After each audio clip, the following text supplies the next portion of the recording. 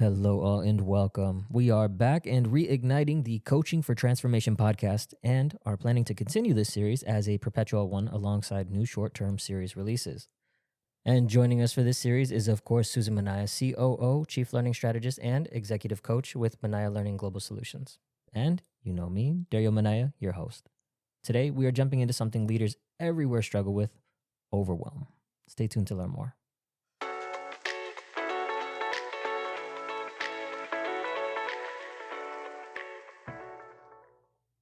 Hello, Susan. Welcome back. Hey, Dario. It's good to be back. I know. We are reviving the Coaching for Transformation podcast. Are you excited? Oh, definitely. I'm so excited. All right. Well, let's dive in. And as I introduced, we are talking about overwhelm, which Yep. is something that leaders everywhere struggle with. Mm-hmm. They do struggle with it. And, because overwhelm is one of the most common patterns that I actually see in coaching. What's important is that it isn't actually caused by the workload alone. Usually it's because of leadership habit that needs to be shifted. Okay. Well, when I think of overwhelm, I think of standing in a pile of stuff with nothing accomplished. It's like I'm stuck. So what actually causes overwhelm for leaders? That's a great description, Dario. Well, there are a lot of reasons that leaders experience overwhelm. And today I want to focus on two key tactical ways that leaders can create some space for themselves when they're feeling overwhelmed. It's rarely because their jobs are too big. Leadership jobs are always big, Dario. And a big part of overwhelm usually comes from how leaders are managing their roles, not delegating effectively, accepting every meeting invite, jumping into every email, or solving problems that their team could actually handle. So these are things that can be easily changed with intention. Okay. So what I took from that is that overwhelm is often self-created. Exactly. Not intentionally, but through habits that feel productive in the moment for the leader. Okay. Well, let's talk about the big one, delegation. Mm. We hear all the time about delegating being one of the biggest challenges for leaders. Why do so many leaders resist it? Yeah, it's so true. There are a lot of reasons. I'll give you a few. First off, they believe it's faster to do it themselves. The second one is probably they feel guilty handing things off and burdening their already typically busy teams. The third one I hear a lot is they worry the work won't get done the right way or the way they think it should be done. Or they don't want to take time to teach someone because it's like, I could do it faster myself, right? But here's the cost. When leaders hold on to work their team should be doing, here's what the team reads it as. You don't trust me. You're micromanaging. You don't value my expertise. So over time, people stop taking initiative because they assume the leader's going to just do it. And eventually the leader becomes that bottleneck. Oh, absolutely. And they wonder why they're overwhelmed. So letting go helps the leader and develops the team. Delegation is the key to capacity building for your team members. You know, that really reminds me of the example that you shared with me earlier. Can you talk about that again? Oh, the one about Maris? Yes. Oh, yeah, absolutely. So Maris was a senior leader who lived inside her email box. She was always checking email. Every time her notification went off, she stopped what she was doing and checked her phone or her laptop or her smartwatch. But what she didn't realize is that email had actually become her comfort zone because for her, it felt like she was being productive, but it was actually stealing hours out of her day. Well, I have to ask, do leaders actually ever get to the bottom of their inbox? Never. And that's the myth. Email is endless. You can't play that game with yourself. We all know this to be true. So I worked with her on shifting the habit using these strategies. First, turn off those email notifications so she wasn't pulled in every ping that she heard. It's like Pavlov's dog, ding. Think about it when you have your notifications set up on your laptop. Yeah, that's what happens.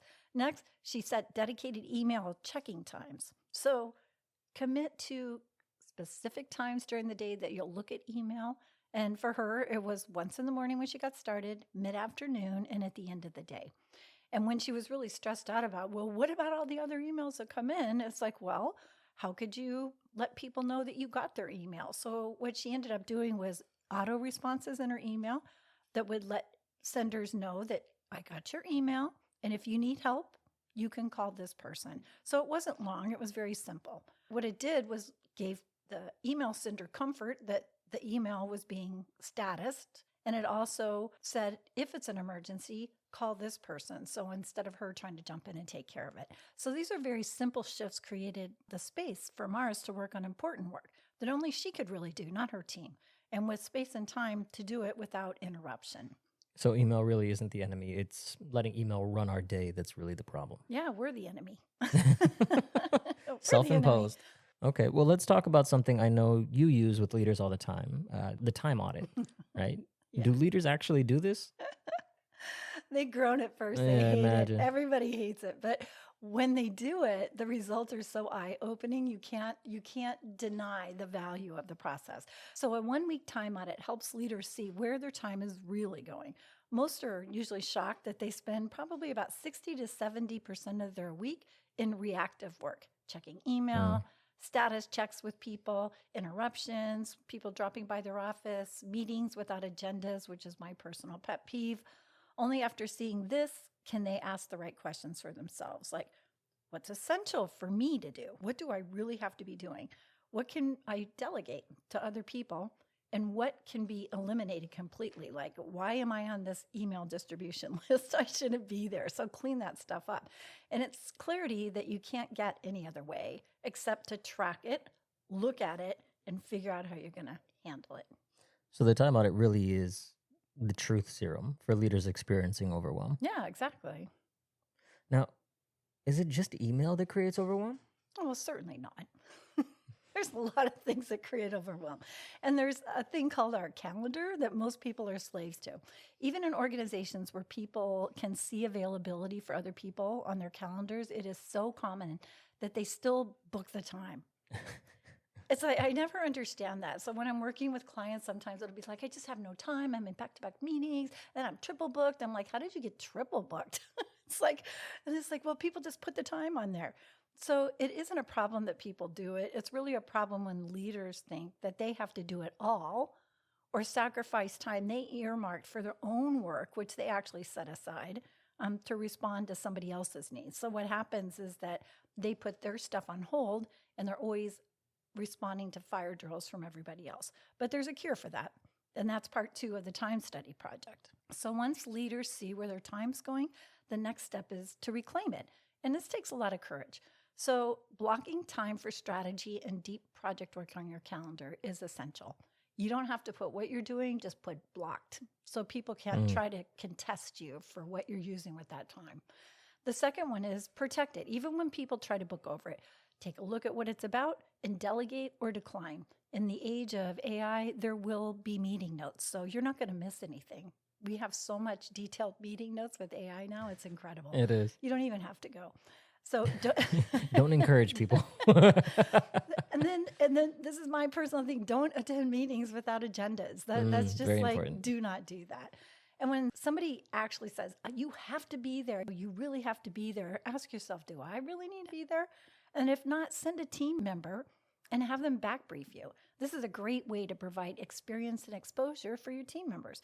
Here, you're beginning to position them as competent and dependable resources from your organization as your stand-in or your delegate for certain meetings. And what happens is people will start feeling really comfortable with those other people there on your behalf, right? So as you can see, it's all about controlling our time and our calendar. Yeah, and I love how the delegation part really has the side benefit of building the competency and the confidence of your team members. Exactly. It builds their confidence, their visibility, and their credibility. And others in the organization learn to rely on them. And that's how leaders scale themselves. When we take that privilege away from people to handle those delegated assignments, they're losing opportunities to grow.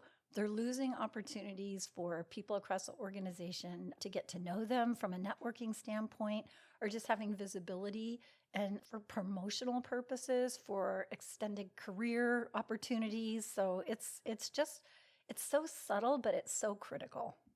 Yeah. Wow. This was such a powerful episode, Susan. Well, Dario, I'm going to quiz you. Okay. So what did you learn today about overwhelm? Overwhelm comes from not letting go. Yes, that's right. Delegation builds team capability, confidence, and signals trust. A personal time audit is essential. Absolutely. Even if you hate it, you can't change what you can't see. And also, leaders must claim and protect their own time. So true. When everything is urgent, nothing is important. So prioritize what moves your goals and your strategy forward. That's how you should do it. I think one closing thing I'd really like to say too is that these are big chunks. I know we talked about two things, but there are two things that can have a huge impact for a leader. There are other things around overwhelm when you go through the coaching process that can come out, and that's around aligning what you're doing and things like that with your values, and that's a deeper conversation. But today what I wanted to share is just some very practical things that leaders can do to claim back their time. And I call these out because in all of my coaching engagements, I can't tell you how many times these two things come up in conversation. Well, this has been such a powerful episode, Susan. Thank you so much. Next week, we continue diving into the habits and mindsets that keep leaders stuck. If you found today helpful, share it with a colleague who needs it, or contact Susan Minaya at coaching@minayalearning.com for coaching support for leadership overwhelm. Until next time.